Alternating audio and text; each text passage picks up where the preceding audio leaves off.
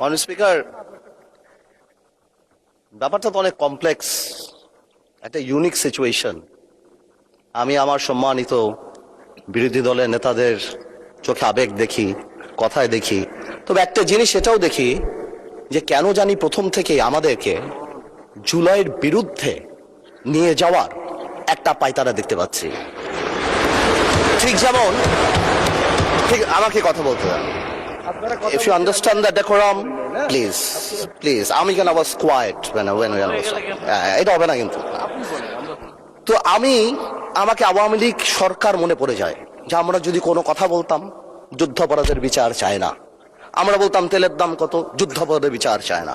আমি অনেকখানি ওই অ্যাটিটিউডটা দেখতে পাচ্ছি। সবচেয়ে বড় কথা, we have no problem with July সনদ। আমাদের প্রবলেম প্রক্রিয়া নিয়ে। আপনারা কোন প্রক্রিয়ায় করতে চাচ্ছেন, এবং আমরা আমাদের ডিসেন্ট, নোট অফ ডিসেন্ট আগে থেকেই দেওয়া। আমাদের প্রক্রিয়া ছিল, আপনারা দেখেন, উইথ ডিউ রেসপেক্ট, একদম রেসপেক্টের সাথেই বলি, আপনারা সেই সময় রেভলিউশনারি গভর্নমেন্ট করেন নাই কেন? নর্মাল গভর্নমেন্টে গেলেন কেন? ট্রানজিশনাল রেভলিউশনারি গভর্নমেন্ট করতেন। লেটস রিরাইট দ্য কনস্টিটিউশন, ছেড়ে ফেলে দিতেন কনস্টিটিউশনকে, নতুন করে সংবিধান বানাতেন। পুরনো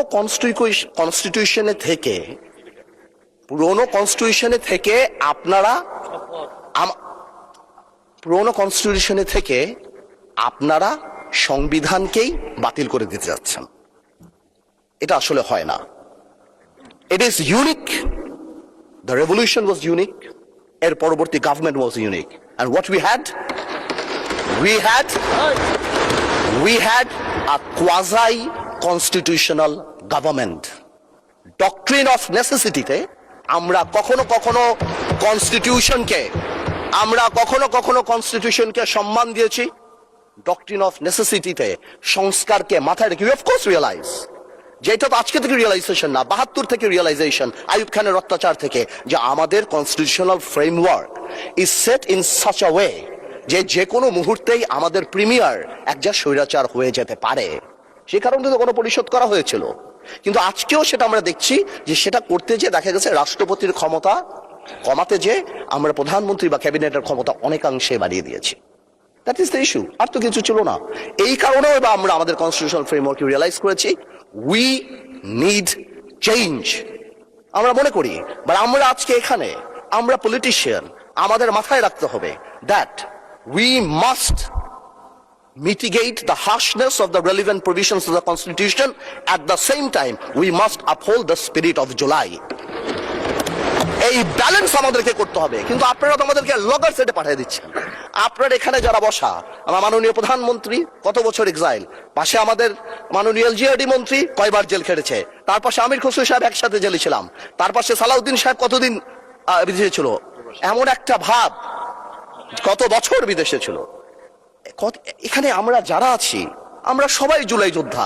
আপনাদের বিরোধী দলীয় সম্মানিত মাননীয় আমাদের যে বিরোধী দলীয় নেতা, উনি উনার ভাষায় এত সুন্দর করে আমাদেরকে রেকগনাইজ করেন, কিন্তু যখনই ফ্লোর আপনাদের হাতে চলে যায়, আপনারা আমাকে অ্যাটাক করেন অ্যাজ ইফ আমরা জুলাইতে আমাদের কোনো কন্ট্রিবিউশনই নাই। একদিন এক ভাই দাঁড়িয়ে বলল, গতকালকে সম্মানিত সংসদ সদস্য দাঁড়িয়ে বলল যে আমাদের এখান থেকে বলা হয়েছে এই আন্দোলনের সাথে আমাদের সম্পৃক্ততা নাই। অফকোর্স আমরা এই কথা বলেছি, because it was politically correct. We never wanted to give it a political face.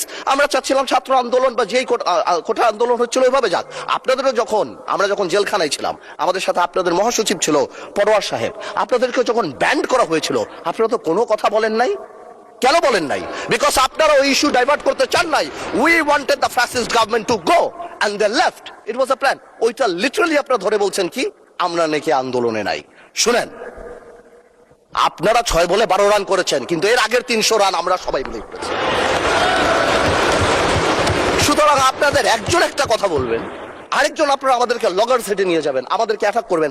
আপনাদের কথা আজকে দেশবাসী বিভ্রান্ত।